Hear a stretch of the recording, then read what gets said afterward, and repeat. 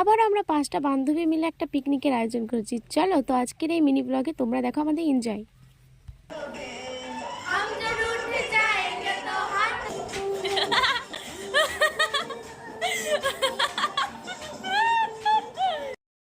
এভাবে এনজয় চলছিল আর কাজও চলছিল। তারপরে এখানে আমার বান্ধবী ঢং করছিল আর এদিকে আমি আলুর দমের জন্য আলুগুলো ভাজছিলাম। তখন এই যে আমাকে ভয় দেখানোর জন্য আমার বান্ধবী কি সব করে।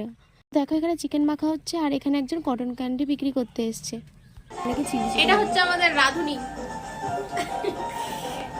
চলো রাধুনির সঙ্গে তোমাদের দেখা করিয়ে দিলাম। ও এখানে চিকেন পকোড়ার মতো করে মাংসগুলোকে কর্নফ্লাওয়ার দিয়ে মেখে এরকমভাবে ভেজে নিচ্ছিল। আর দেখো কি দেখাচ্ছে।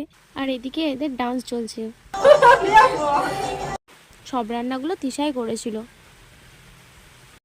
আর আমি আর তনিয়া এখানে ফাও ছিলাম।